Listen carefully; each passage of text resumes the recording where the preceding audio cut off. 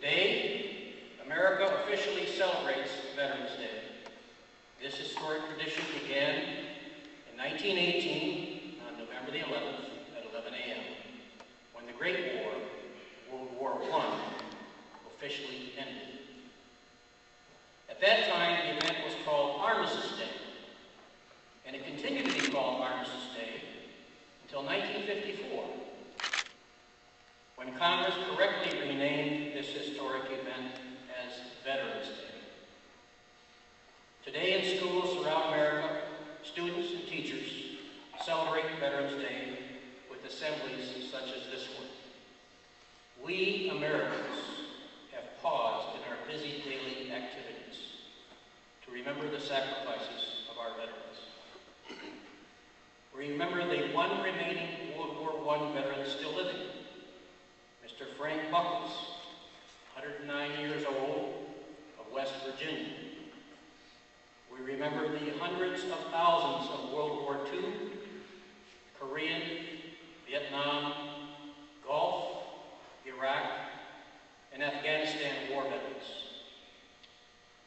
We remember them all, and we say thank you. We thank them for their personal courage, their honor, their integrity, and sense of duty to country, their selfless service and loyalty to the American way of life. Today, the men and women of our armed forces are serving in over 100 countries throughout the world. Our job here at home is to keep faith with them. Many thousands are fighting a difficult war in difficult conditions. Many others are standing guard in distant countries far from home and their loved ones. Today, we hold our soldiers, sailors, Marines, airmen, and Coast Guardsmen in high regard. They are viewed with great admiration.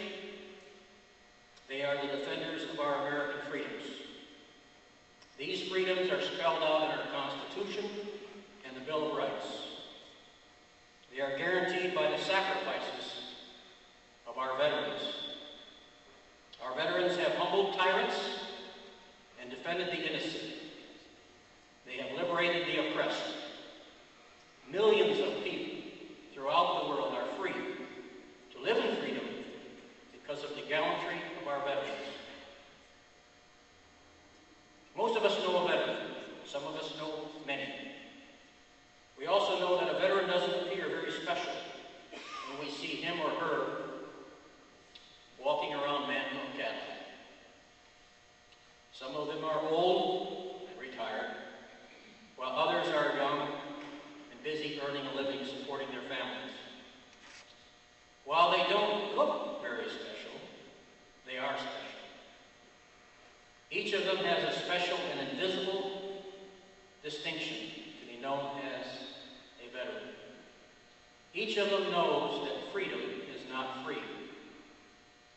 Each of them knows that maintaining freedom requires the commitment of good men and women, that it takes time, real effort, sweat, and sometimes blood. Some of you have family members who are veterans, who are serving in the military. Be proud of them. Say a prayer for them. And when you next meet them, remember to say, thank you.